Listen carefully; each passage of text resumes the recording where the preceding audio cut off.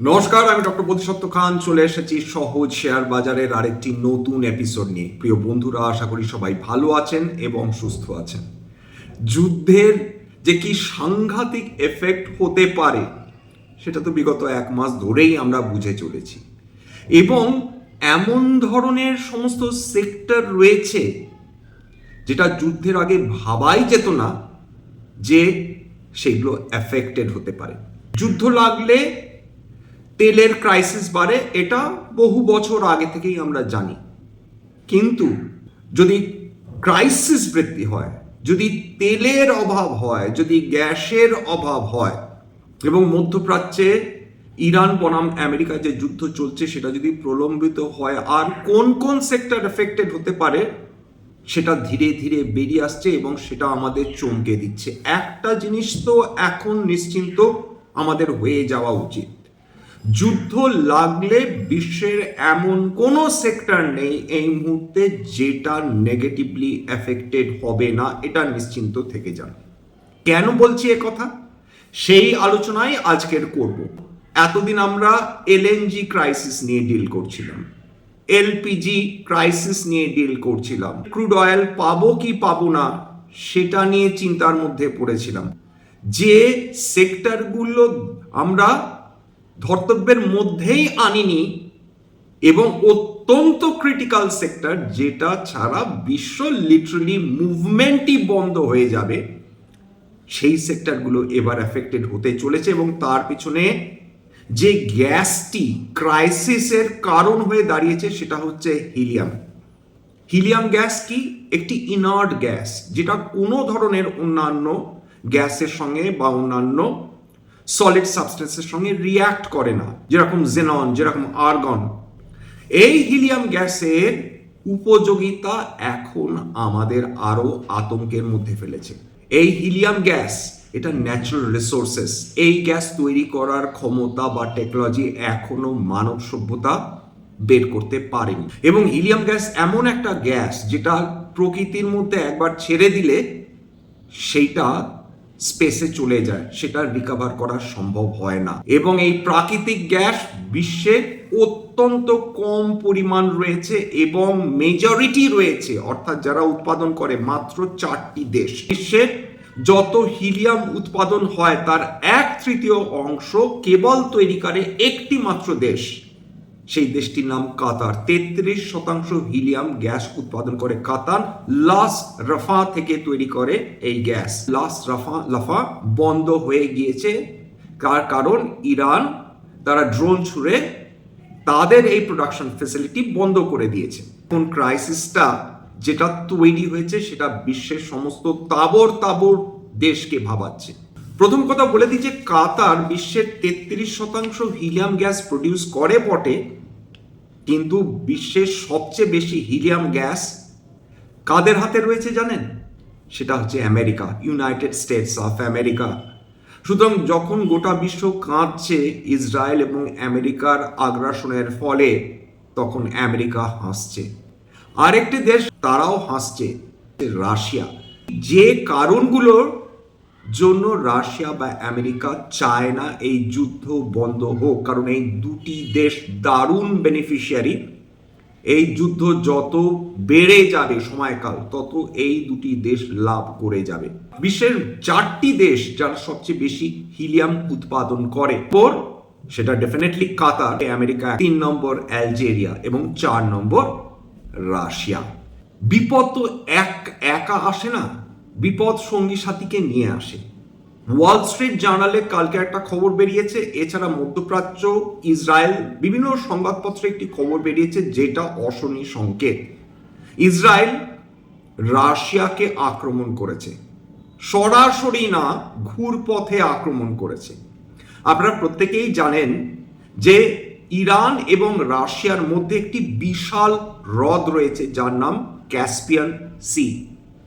এবং ইরান এবং রাশিয়ার মধ্যে যত ডিল হয়, যত আদান প্রদান হয়, সেটা খাদ্যবস্তু থেকে শুরু করে মিলিটারি ইকুইপমেন্টস থেকে শুরু করে সমস্ত কিছু এই ক্যাসপিয়ান সির মাধ্যমে হয়ে থাকে। ইসরায়েল যেটা করেছে, তারা ইরানের একটি বন্দর, অর্থাৎ যেটা ক্যাসপিয়ান সির পাশে অবস্থিত, সেটাকে আক্রমণ করে দিয়েছে। এবং তারা অত্যন্ত গর্ব করে বলেছে যে আমরা এই ইল্লিগাল রুটকে বন্ধ করে দিতে সমর্থ হয়েছি। শুধু তাই না, লেবাননে তারা রাশিয়ার একটি কালচারাল হাউস ধূলিসাৎ করে দিয়েছে। রাশিয়া বলছে যে এই ধরনের অ্যাগ্রেশন অত্যন্ত চিন্তার কারণ। সমস্ত দেশের ইনভলভমেন্ট আরও এই বিপদকে কিন্তু ঘনীভূত করে চলেছে। হিলিয়াম কেন এত গুরুত্বপূর্ণ একটি গ্যাস? কারণ হিলিয়াম সেটা তৈরি হয় লক্ষ লক্ষ বছর ধরে ইউরেনিয়াম এবং থোরিয়ামের রেডিও অ্যাক্টিভ ডিকের ফলে এই হিলিয়াম তৈরি হয় এবং সেটা জমা হয়। এবং যখন এই প্রাকৃতিক গ্যাস উত্তোলন করা হয়, তার সঙ্গে যেটা পাওয়া যায় সেটা হচ্ছে হিলিয়াম। এবার হিলিয়ামের অভাবে কি ঘটতে চলেছে খেয়াল করে দেখুন। কোন সেক্টরগুলো দারুণভাবে ক্ষতিগ্রস্ত হচ্ছে সেটাও বুঝে নেওয়ার প্রয়োজন রয়েছে। সবচেয়ে বেশি ডিমান্ড, প্রায় 30 থেকে 35% আসে মেডিকেল এবং হেলথ কেয়ারে। অথচ আমরা ভেবেছিলাম যে মেডিকেল এবং হেলথ কেয়ার যুদ্ধের কারণে ক্ষতিগ্রস্ত হবে না। এবার আমাদের দেশে কত এমআরআই মেশিন রয়েছে? অন্তত 7 থেকে 8 হাজার আমাদের এমআরআই মেশিন রয়েছে।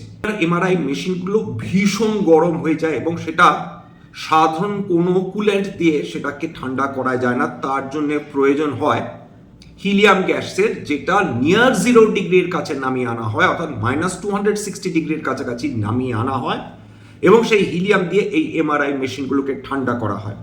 সুতরাং হিলিয়ামের যদি এই সাপ্লাই বন্ধ হয়ে যায়, এমআরআই মেশিনগুলো বিপদে পড়বে। প্রত্যেকটা নামি দামি যে মেডিকেল চেইনসগুলো রয়েছে সবার কাছে এই এমআরআই মেশিনস রয়েছে।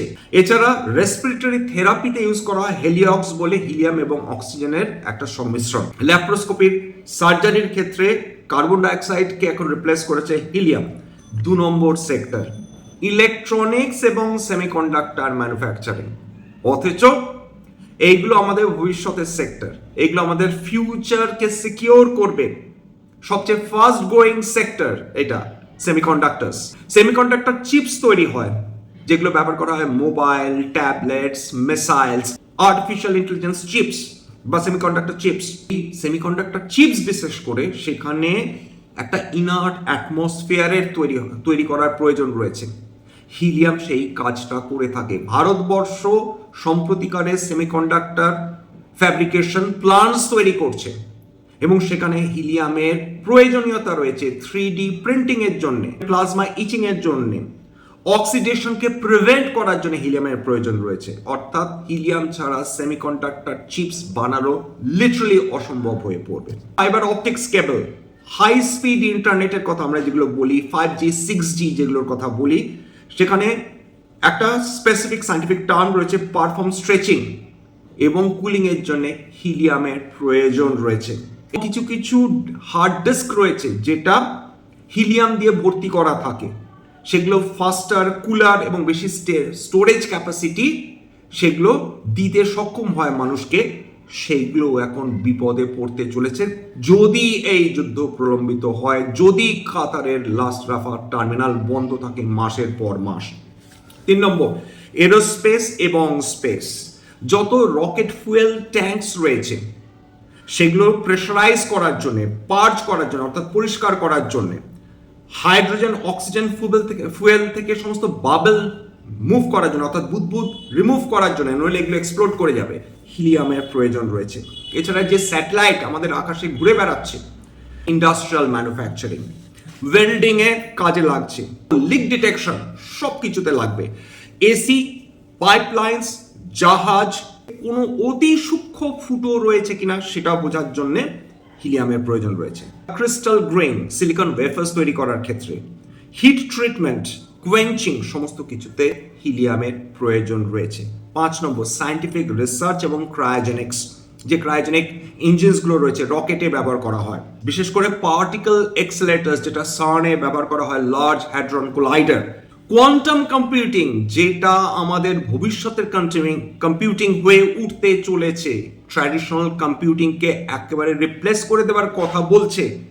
সুপার কন্ডাক্টিভিটির রিসার্চের ক্ষেত্রে হিলিয়াম ব্যবহার করা হচ্ছে। নিউক্লিয়ার রিঅ্যাক্টরস, কিছু কিছু ক্ষেত্রে হিলিয়ামকে কুল্যান্ট হিসাবে ব্যবহার করা হচ্ছে। যদি সমুদ্রে নামতে হয় সেক্ষেত্রে যাতে নাইট্রোজেন নার্কোসিস কমানো যেতে পারে, সেক্ষেত্রে ডিপ সি ডাইভিং এর ক্ষেত্রে হিলিয়াম বা হেলিয়াস মিক্সের ব্যবহার করা হচ্ছে। এছাড়া আমাদের যে ডিফেন্স ইকুইপমেন্টস বা আমাদের যে ফাইটার জেটস যারা তৈরি করছে, যারা প্রিসিশন কম্পোনেন্টস তৈরি করছে, যেমন উদাহরণ হিসাবে কোনো রিকমেন্ডেশন না, হিন্দুস্তান এরোনটিক্স লিমিটেড, তারা ব্যবহার করছে হিলিয়াম। এমটিআর টেকনোলজিস, তারা প্রিসিশন কম্পোনেন্টস তৈরি করে ডিফেন্সের ক্ষেত্রে। সেমিকন্ডাক্টরসে মানে যারা হিলিয়াম ব্যবহার করে থাকে তার মধ্যে টাটা ইলেকট্রনিক্স, টাটা এলেক্সাই, যারা ঢোলেরা ফ্যাব, যাদের অবশ্যই পিএসএমসি পার্টনার, এবং সেমিকন্ডাক্টর অ্যাসেম্বলি রয়েছে যাদের, তারা হিলিয়াম ইউজ করছে। ক্রম্পটন গ্রেপস পাওয়ার, এরা সানান্দে ওস্যাট ইউনিট রয়েছে এদের, যেখানে রেনাসা তাদের পার্টনার, এরা হিলিয়াম ইউজ করছে। কেনস টেকনোলজি বা কেনস সেমিকন যাই বলুন না কেন, ওস্যাট ফ্যাসিলিটি রয়েছে গুজরাটে, এরা হিলিয়াম ইউজ করছে। ডিকসন টেকনোলজিস ইলেকট্রনিক্স ম্যানুফ্যাকচারিং এর ক্ষেত্রে হিলিয়ামের ব্যবহার। Bharat rail electronics limited, defence electronics aerospace. ACL technologies fabrication planning এর ক্ষেত্রে হিলিয়ামের প্রয়োজন থাকছে। বিশেষ করে এমআরআই মেশিনসে যে মেজর হসপিটাল চেইনস এবং ডায়াগনস্টিক সেন্টার্সে হিলিয়াম ব্যবহার করে থাকে, তাতে রয়েছে ডক্টর লাল প্যাথ ল্যাবস রয়েছে, অ্যাপোলো হসপিটালস রয়েছে, ফোর্টিস রয়েছে, ম্যাক্স হেলথ কেয়ার রয়েছে। এমআরআই মেশিনস যারা ম্যানুফ্যাকচার করে এবং সাপ্লাই করে ভারতবর্ষে, তার মধ্যে রয়েছে সিয়ামেন্স হেলথ কেয়ার।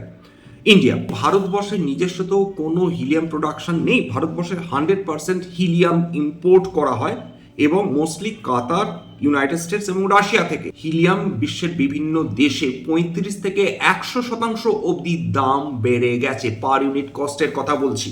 এই সমস্ত কিছু সবাইকে তো এফেক্ট করছে। ভারতবর্ষে এখনো কোনো এনার্জি লকডাউন ঘোষণা করা হয়নি। ফিলিপাইন্সে দেখুন, তারা ন্যাশনাল এমার্জেন্সি ডিক্লেয়ার করে দিয়েছে। শ্রীলঙ্কা প্রতি বুধবার তারা নিজেদের দেশ বন্ধ করতে বাধ্য থাকছে। রাশিয়া, আমেরিকা বাদ দিয়ে কেউ যুদ্ধ চাইছে না, বা ইসরায়েল। কেন? কারণ এই তিনটি দেশ তারা ম্যাক্সিমাম নেগোসিয়েশন চাইছে, ম্যাক্সিমাম লিভারেজ চাইছে এই যুদ্ধের কারণে। 2 নম্বর, রাশিয়া, তারা কেন যুদ্ধ চাইছে? এক, তাদের উপর যে অয়েল স্যাংশনস বসিয়েছিল সেটা এখন তুলে নেওয়া হয়েছে। তারা কোনো উপদ্রব ছাড়াই পরিমাণ মিলিয়নস অফ ব্যারেলস অফ অয়েল তারা বিক্রি করে চলেছে। অনেকেই বলছেন যে গ্যাসোলিন তারা বন্ধ করে দিয়েছে, 1 এপ্রিল থেকে বন্ধ করে দিতে চলেছে। সত্য ঘটনা, আগের দিনে আলোচনা করেছিলাম যে রয়টার্স এবং বিবিসির তথ্য অনুযায়ী রাশিয়ার প্রায় 40% এক্সপোর্টেবল যে গ্যাসোলিন এবং যে ক্রুড অয়েল যে ফ্যাসিলিটিসগুলো ছিল, সেটা ইউক্রেনের হানার ফলে দারুণভাবে ক্ষতিগ্রস্ত হয়েছে। এবার ভারতবর্ষের ক্ষেত্রে কি সেটা টেনশনের কারণ? উত্তর হচ্ছে না। কেন না? তার কারণ ভারতবর্ষ গ্যাসোলিন ইম্পোর্ট করে না, ভারতবর্ষ নিজেই গ্যাসোলিন তৈরি করে, এবং maximum one of the largest exporters গ্যাসোলিনের হচ্ছে ভারতবর্ষ। কিভাবে? ভারতবর্ষের যেটা প্রয়োজন সেটা হচ্ছে ক্রুড অয়েল। এবার গ্যাসোলিন আর কিছুই না, আমেরিকাতে পেট্রোলকে বলা হয় গ্যাসোলিন, এবং ইউনাইটেড কিংডমস বা ইংল্যান্ড এবং ভারতবর্ষকে বলা হয় পেট্রোল। ভারতবর্ষ ক্রুড অয়েল কেনে, সেটাকে শোধন করে, পেট্রোলে কনভার্ট করে, সেটা বিদেশে ইউরোপ বা অন্যান্য দেশকে বিক্রি করে। সুতরাং গ্যাসোলিন বন্ধ করা মানে ক্রুড অয়েল থেকে শোধন করে যেটা তৈরি হয় সেটা হচ্ছে পেট্রোল। রাশিয়া এই পেট্রোল উৎপাদন বন্ধ করেছে বা বন্ধ করতে বাধ্য হয়েছে, কিন্তু তাতে রাশিয়ার কোনো রকম ক্ষতি হচ্ছে না। তার কারণ রাশিয়া ক্রুড অয়েল তো কন্টিনিউয়াস তারা এক্সপোর্ট করেই যাচ্ছে, লার্জ এক্সপোর্টার রাশিয়া এই মুহূর্তে হয়ে উঠেছে। এবং যারা সবচেয়ে বড় ক্রেতা, অবভিয়াসলি চায়না, এছাড়া কিনছে ফিলিপাইন্স, এছাড়া কিনছে ভারতবর্ষ। রাশিয়ার কোনো চিন্তাই নেই। আমেরিকা কিভাবে বেনিফিট করছে? আমেরিকা বিলিয়ন্স অফ ডলার্স তাদের নষ্ট হচ্ছে, ক্ষতি হচ্ছে নিঃসন্দেহে, কিন্তু আমেরিকার সমস্ত লাভ তারা তুলে নিচ্ছে। ভেনেজুয়েলান অয়েল কারা বিক্রি করছে? আমেরিকা বিক্রি করছে, এবং আমেরিকার লার্জেস্ট কিন্তু প্রডিউসার অফ ক্রুড অয়েল, এটাও মাথায় রাখতে হবে। সুতরাং তাদের বিক্রি ক্রমাগত বাড়ছে, এবং তারা কিন্তু বর্তমানে ইন্টারন্যাশনাল যে প্রাইস রয়েছে সেই দামেই বিক্রি করছে। আমেরিকার কোনো ধরনের ক্ষতি হচ্ছে না আমেরিকান অয়েল কোম্পানিজগুলোর। উপরন্তু এলএনজি বিক্রি করছে ভারত, বিপুল পরিমাণ এলএনজি আমেরিকা থেকে ইম্পোর্ট করে চলেছে। আমেরিকা বিপুল পরিমাণ এলএনজি তারা প্রডিউস করে। এছাড়া হিলিয়াম ভারতবর্ষ এখন বাধ্য হবে, কাতারের যেহেতু হিলিয়াম এক্সপোর্ট বন্ধ হয়ে গেছে, তার ফলে তারা আমেরিকার কাছ থেকে হিলিয়াম নিতে বাধ্য হবে এবং তথা বিশ্বের অন্যান্য দেশও আমেরিকার কাছ থেকেই হিলিয়াম নিতে বাধ্য থাকবে। না রাশিয়া না আমেরিকা কেউই চাইছে না যুদ্ধটা খুব চট করে বন্ধ হোক। আবার একটু সামারাইজ করে নিই কারা সবচেয়ে বেশি ক্ষতিগ্রস্ত হচ্ছে। 1 নম্বর সেমিকন্ডাক্টর, 2 নম্বর যে হেলথ কেয়ার কোম্পানিজগুলো রয়েছে, 3 নম্বর ফাইবার অপটিক কেবলস, বিশেষ করে যেগুলো ডেটা সেন্টারে হাই স্পিড নেটওয়ার্কিং এর জন্য লাগে তাদের জন্য কিন্তু হিলিয়াম কুলিংটা খুব প্রয়োজন, সেটা এফেক্টেড হচ্ছে। হাই ডেন্সিটি হার্ড ড্রাইভস যার মধ্যে হিলিয়াম ভরা থাকে তারা এফেক্টেড হচ্ছে। এআই চিপস বা সেমিকন্ডাক্টর চিপস তারা এফেক্টেড হচ্ছে। কুলিং সিস্টেমস বিশেষ করে যেগুলো হাই ডেন্সিটি এআই র্যাকসে ব্যবহার করা হয় তারা এফেক্টেড হচ্ছে। সুতরাং আলটিমেটলি কোনো সেক্টরই বাদ থাকছে না। যদি এলএনজির কারণে স্টিল সেক্টর এফেক্টেড হয়, যদি অয়েলের কারণে অটো সেক্টর এফেক্টেড হয়, তবে হিলিয়ামের কারণে এই সেক্টরগুলো এফেক্টেড হচ্ছে, ইনক্লুডিং ফার্মা বা হেলথ কেয়ার। স্ট্যান্ডার্ড ডিসক্লোজার যে কোম্পানিজগুলো নিয়ে আলোচনা করলাম, হতে পারে তার মধ্যে কয়েকটা কোম্পানিতে আমার বা আমার পরিবারের বিনিয়োগ থাকলেও থাকতে পারে। ভবিষ্যতে যদি নতুন করে কিনি বা বিক্রি করি, আগাম বিজ্ঞপ্তি দিয়ে কিনতে বা বিক্রি করতে পারবো না। স্ট্যান্ডার্ড ডিসক্লেমার, এটা কেবলমাত্র একটা এডুকেশন চ্যানেল বাঙালি বিনিয়োগকারীদের ইনভেস্টমেন্ট বৃদ্ধির জন্য। এখানে কোনো ধরনের কোনো শেয়ারের buy sell recommendation, suggestion, advice এমনকি ইনফ্লুয়েন্স করার প্রচেষ্টা নেই।